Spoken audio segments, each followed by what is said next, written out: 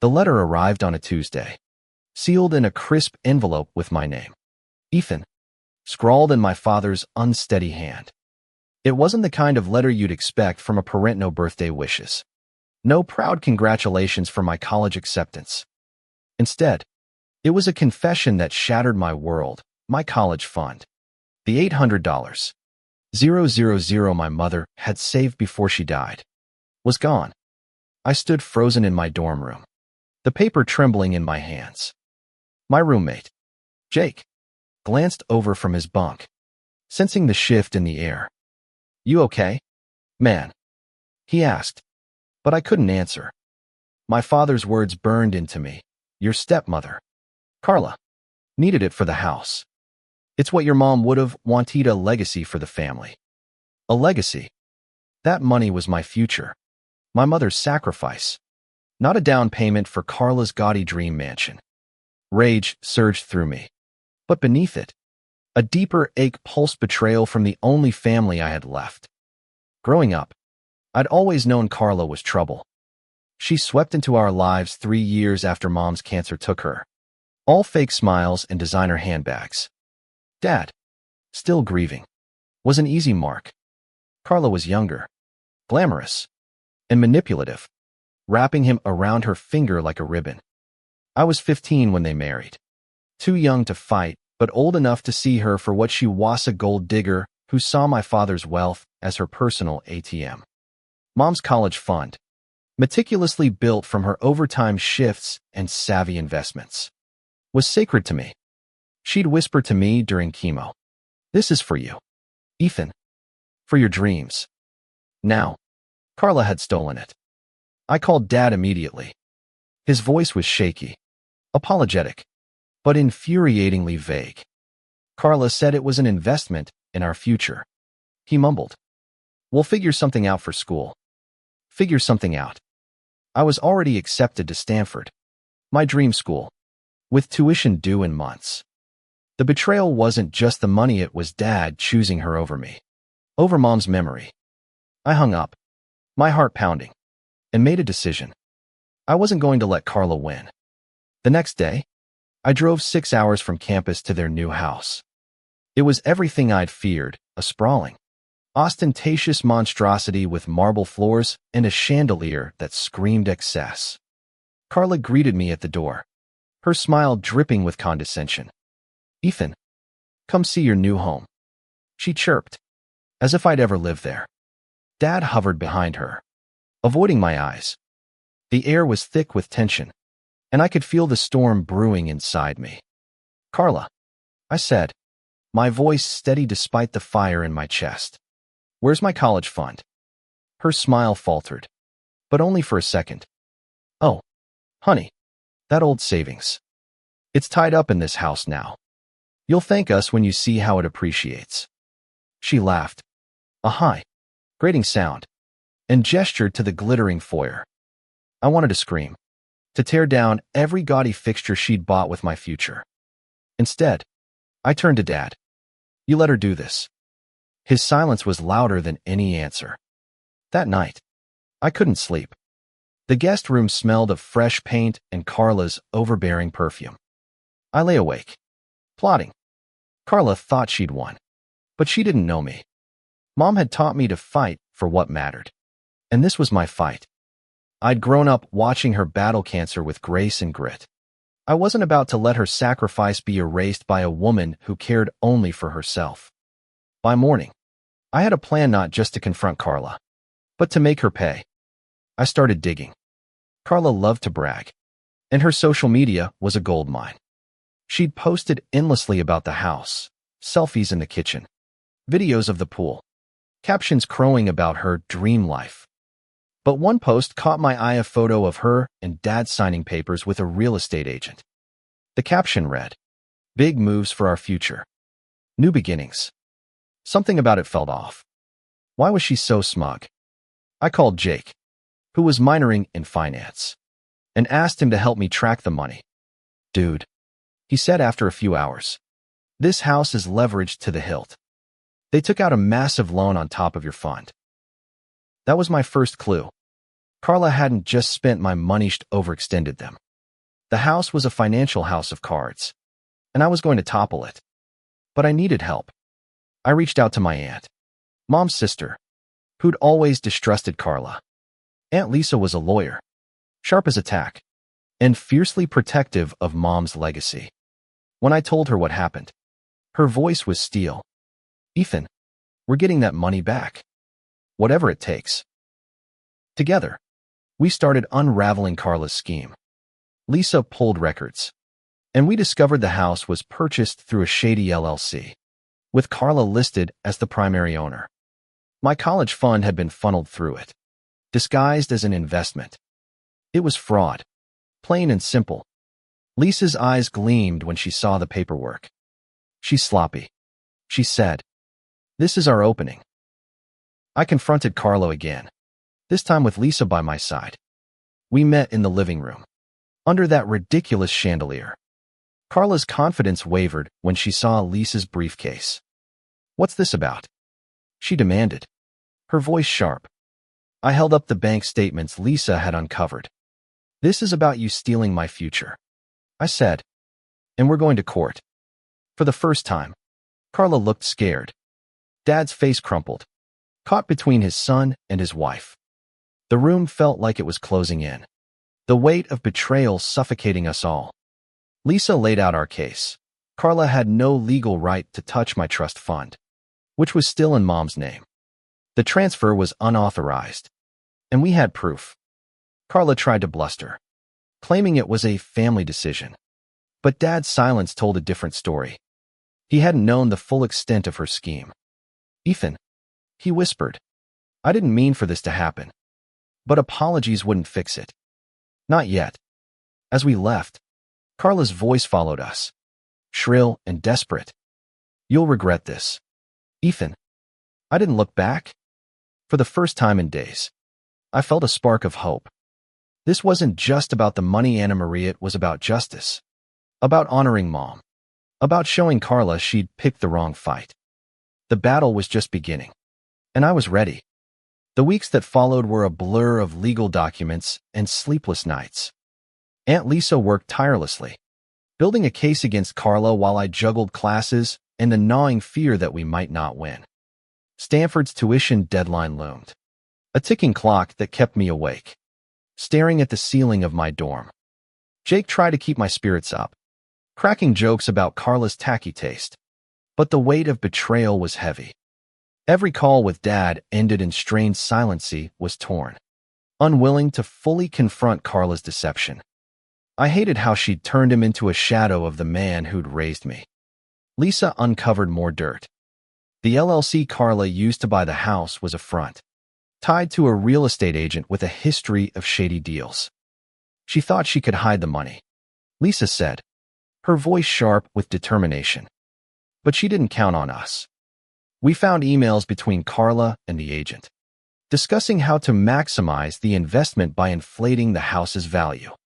My college fund wasn't just spent, it was laundered into a scheme that left Dad and me with nothing but debt. I decided to confront Dad alone. I drove back to the house, my stomach churning as I pulled into the driveway. The mansion looked even more garish in daylight, a monument to Carla's greed. Dad was in the garage, tinkering with his old motorcycle, a hobby he'd abandoned after Mom died. He looked up, his eyes weary. "Ethan, I'm trying to fix this," he said before I could speak. But his words felt hollow. "Fix it how?" I asked. "You let her take everything Mom worked for." He flinched, and for a moment, I saw the man who'd read me bedtime stories, who'd held Mom's hand through every chemo session. "I didn't know," he said, voice breaking. "Carla said it was temporary, that we'd refinance and pay it back." I wanted to believe him, but anger burned hotter. "You chose her over me," I said. "Over Mom." He didn't answer, just stared at the greasy wrench in his hands. I left him there, the distance between us wider than ever. Back at school, I threw myself into research. Jake and I scoured public records, finding liens against the house and unpaid contractor bills. Carla's dream home was a financial disaster, bleeding money faster than she could spend it. I started to see her not just as a villain, but as a desperate woman chasing a fantasy she couldn't afford. It didn't make me hate her less, but it gave me leverage. If the house was her pride, I'd make sure it became her downfall. Lisa filed the lawsuit, accusing Carla of fraud and breach of fiduciary duty. The trust fund was legally mine, and Carla's unauthorized transfer violated state law. The court froze the LLC's assets, including the house, pending the case. When Carla got the news, she called me, her voice dripping with venom. "You ungrateful brat," she hissed. "This is my home, and you're ruining everything." I didn't flinch. "You ruined it when you stole my future," I shot back. For once, she had no comeback. The first court hearing was surreal. Carla showed up in a designer suit, her face a mask of defiance, but her hands shook as she clutched her purse. Dad sat beside her, looking like a man who'd aged a decade in weeks. Lisa presented our evidence, bank records, emails, and the trust's legal documents. The judge's face was unreadable, but I caught Carla's glance. Fear flickered in her eyes. For the first time, I felt like we were winning. Outside the courtroom, Dad pulled me aside. "Ethan, I'm sorry," he said, his voice raw. "I should have protected you." I wanted to forgive him, to bridge the gap, but the wound was too fresh. "Then help me now," I said. "Tell the truth in court." He nodded, but his eyes were haunted. I didn't know if he could stand up to Carla, but I had to hope. Back at school, the stress was relentless. My grades slipped, and I missed deadlines, haunted by the what-ifs. What if we lost? What if Stanford rescinded my admission? Jake dragged me to the campus coffee shop, forcing me to eat. "You're not alone in this," he said. "We'll figure it out." His support kept me grounded. A reminder that family wasn't just blood, it was the people who showed up when it mattered. Lisa called with a breakthrough. The real estate agent had flipped, agreeing to testify against Carla in exchange for leniency. His statement detailed how Carla had orchestrated the deal, knowing the house was overvalued and the loan unsustainable. It was the nail in her coffin. I felt a surge of vindication, but also a pang of sadness. Dad was caught in her web, and I wasn't sure he'd ever break free. As the next hearing approached, I prepared myself for the fight. Carla wasn't going down easily. Hired a slick lawyer who tried to paint me as a spoiled kid attacking a family investment. But Lisa was relentless, and I was learning to channel Mom's strength. This wasn't just about money, Anna Maria, it was about reclaiming my future. And maybe, just maybe, saving Dad from himself. The second hearing was a battlefield. Carla's lawyer came out swinging, arguing that the college fund was family property and that Dad had consented to its use. Lisa dismantled their case with surgical precision, presenting emails where Carla had pressured Dad into signing over the trust without fully disclosing the terms. I watched Dad in the courtroom, his face pale, his hands fidgeting. When he took the stand, my heart pounded. Would he defend her or tell the truth? "Mr. Harper," Lisa asked, "did you knowingly authorize the transfer of Ethan's trust fund to the LLC?" Dad's eyes met mine, and for a moment, I saw the father who'd taught me to ride a bike, who'd cried at Mom's funeral. "No," he said quietly.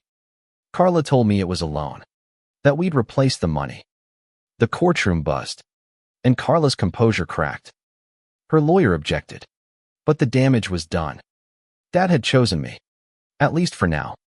Outside, Carla cornered me in the hallway, her eyes blazing. "You're tearing this family apart," she spat. I stepped closer, my voice low. "You did that when you stole from me." She flinched, and I walked away, adrenaline pumping. Lisa squeezed my shoulder. "We've got her on the ropes," she said. But I knew Carla wouldn't go quietly. She was too invested in her facade.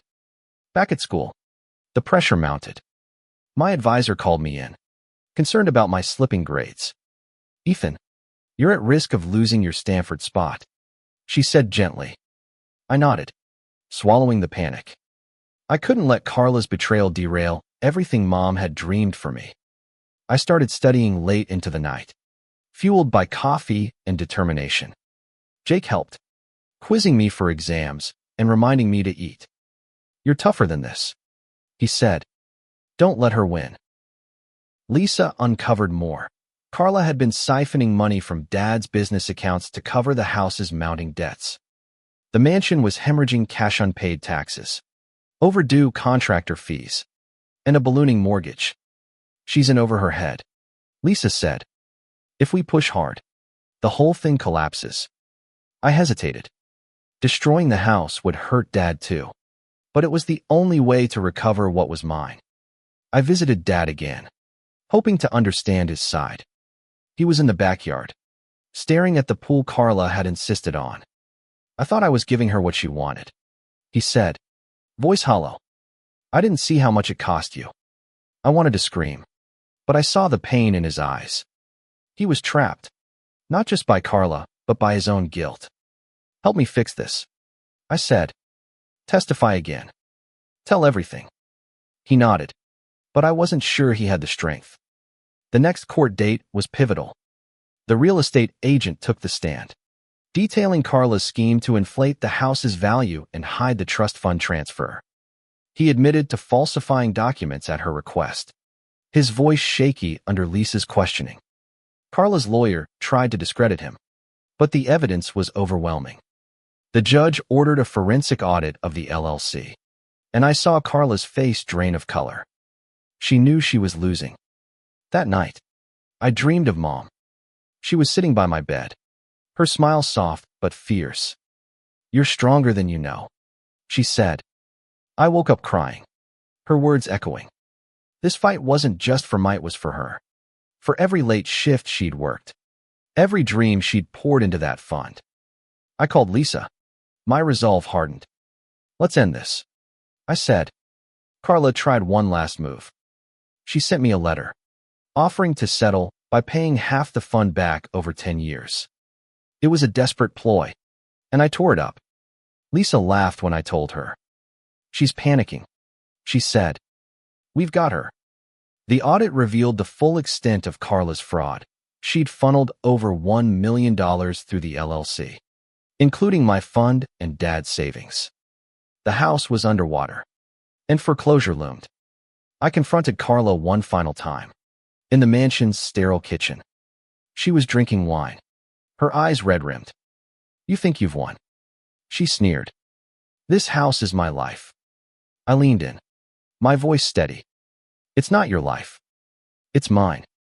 And I'm taking it back. For the first time, she had no words. I walked out, the weight of years of anger lifting slightly. The fight wasn't over, but I was closer than ever to justice. The audit was a bombshell. It exposed Carla's web of lies, fake appraisals, hidden loans, and forged signatures.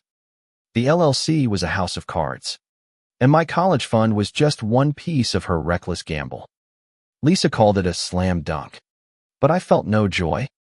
Dad was collapsing under the weight of it all: his marriage, his finances, his pride. I wanted justice, but seeing him broken hurt more than I expected. Carla doubled down, hiring a new lawyer who tried to shift blame to Dad. He authorized everything. The lawyer argued in court, but Dad's testimony was unwavering this time. I trusted her, he said, voice cracking. I didn't know she'd take Ethan's future. The judge's eyes softened, and I saw Carla's confidence waver. She was losing her grip, not just on the case, but on Dad. Outside the courtroom, Dad hugged me, the first real embrace in years. I'm so sorry, Ethan, he whispered. I nodded, unable to speak. Forgiveness was a long road, but this was a start. Lisa warned me not to get soft. Carla's desperate, she said. Desperate people do stupid things. She was right. Carla started spreading lies on social media, painting me as a greedy kid trying to ruin her happy family. It backfired. Friends and neighbors, fed up with her extravagance, started sharing stories of her manipulation. I dove deeper into the financials with Jake's help. We found a lien from a contractor who hadn't been paid for the pool. "This is leverage," Jake said, grinning. I contacted the contractor, who was eager to talk. He revealed Carla had promised him a bonus from Family Savings, my fund. His testimony would seal her fate. I felt a surge of hope, but also dread. Winning meant tearing down the life Dad had built with her. The next hearing was brutal. Lisa presented the contractor's statement, along with bank records showing Carla's personal withdrawals from the LLC. The judge ordered the house seized as evidence, and Carla broke down, sobbing in the courtroom. "This is my home," she cried. I felt a pang of pity, but it faded when I remembered Mom's hospital bed, her frail hand squeezing mine as she talked about my future. Carla had no right to tears. Dad moved out that week, crashing at a friend's place. He called me daily, trying to rebuild what we'd lost. "I was blind," he said one night. "I let her control me." I listened, torn between anger and love. He was trying, but trust would take time. Meanwhile, Carla was spiraling. She sent me texts, alternating between threats and pleas. I blocked her number. This wasn't about revenge, it was about righting a wrong. Lisa pushed for a settlement conference, hoping to avoid a drawn-out trial. Carla's lawyer agreed, but I knew she'd fight dirty. The conference was tense, held in a sterile meeting room. Carla sat across from me, her eyes cold. "You're destroying your father," she said. I leaned forward. "You destroyed him first." Lisa laid out our terms. Repay the $800. 000. Dissolve the LLC. And sell the house. Carla laughed bitterly. "You think I have that kind of money?" she said. But the audit showed she'd stashed funds in an offshore account, another nail in her coffin. The judge ruled in our favor, ordering the house sold to repay the trust. Carla's world was crumbling, but so was Dad's. He came to my dorm that weekend, looking older than his 45 years. "I'm selling my share of the business," he said. "I want to make this right." I nodded, my throat tight. He was trying to be the father I needed, but the scars of betrayal ran deep. As the house went to auction, I felt a strange mix of triumph and loss.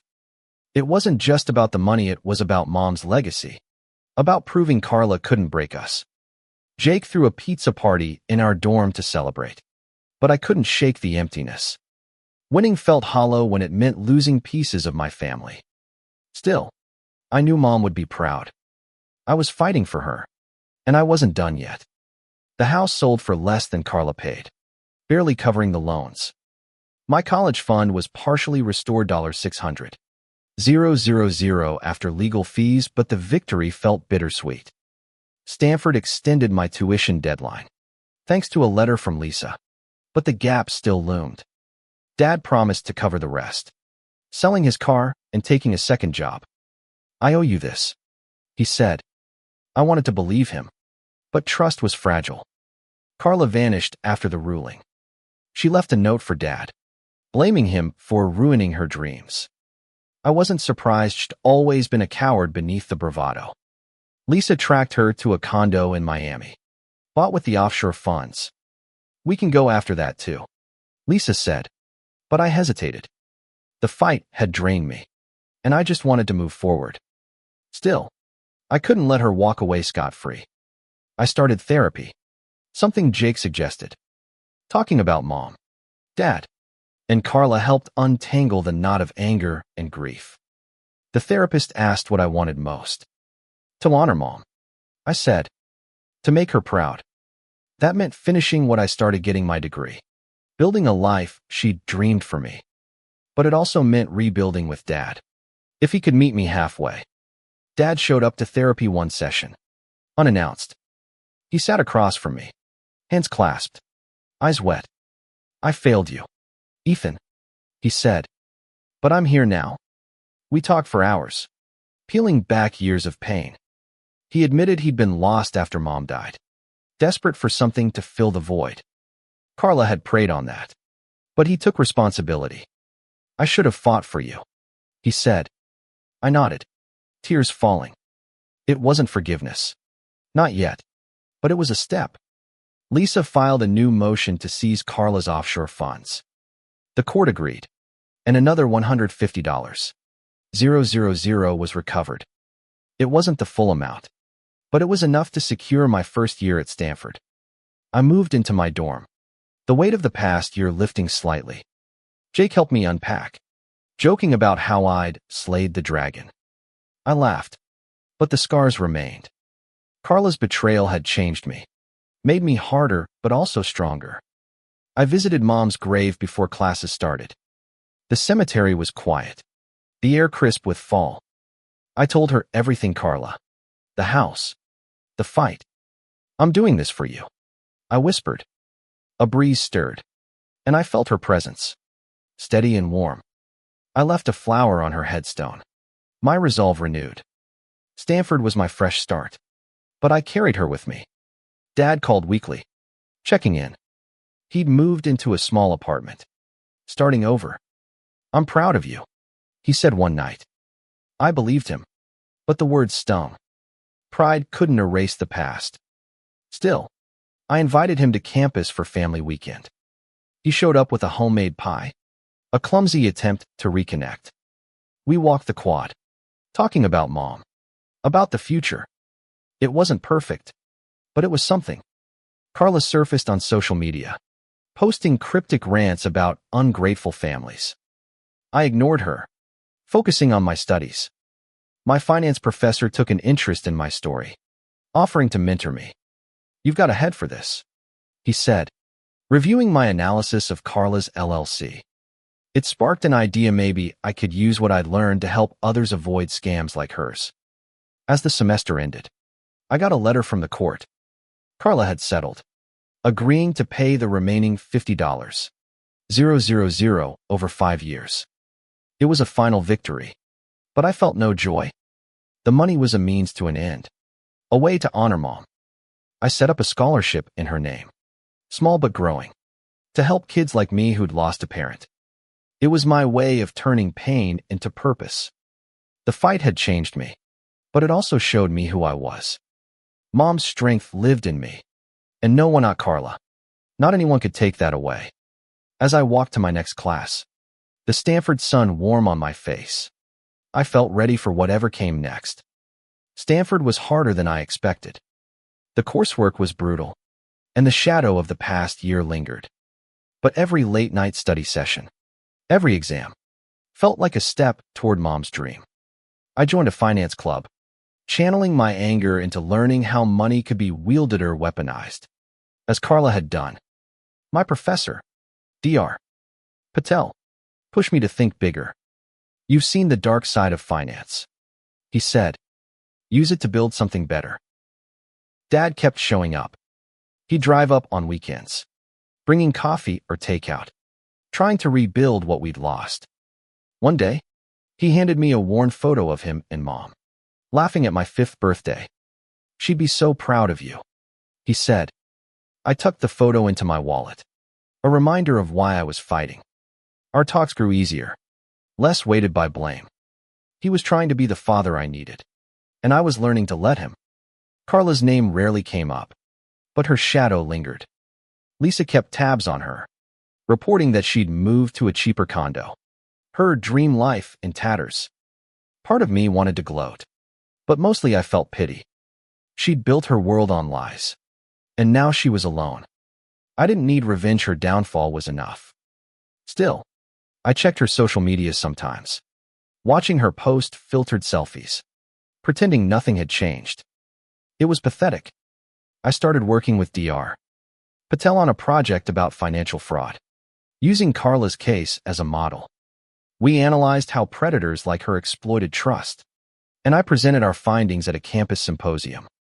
The room was packed, and I felt Mom's presence as I spoke. Afterward, a classmate approached me, sharing her own story of a family scam. You're brave, she said. I didn't feel brave, just determined. I wanted to turn my pain into something that helped others.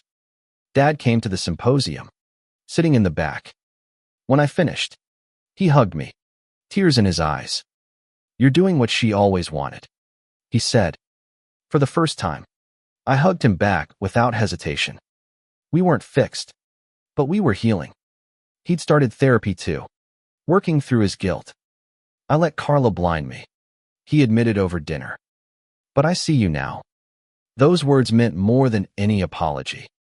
Lisa called with final news. Carla's offshore account was drained, and the last $50,000 was wired to my trust. The case was closed. I should have felt triumphant, but instead, I felt quiet relief. The money was back, but the real victory was reclaiming my future. I added the funds to Mom's scholarship, which had already helped 2 students. It was small, but it was hers, and mine. I took a weekend to visit Mom's grave again. The cemetery felt less heavy this time. I told her about Stanford, about Dad, about the scholarship. I'm making it, Mom, I said. For you. A bird chirped nearby, and I smiled, feeling her strength in me. Back at school, I threw myself into my studies, driven by a new purpose. Carla had tried to break me, but she'd only made me stronger. Jake noticed the change. You're like a superhero now, he teased, tossing a frisbee across the quad. I laughed, catching it. Maybe he was right. I'd faced a villain and won. Not with fists, but with grit.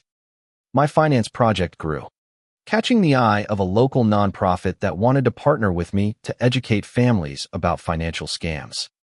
It felt like a calling, a way to honor Mom's legacy beyond the classroom. As summer approached, Dad invited me to his new apartment for dinner. It was small, nothing like Carla's mansion, but it felt like home.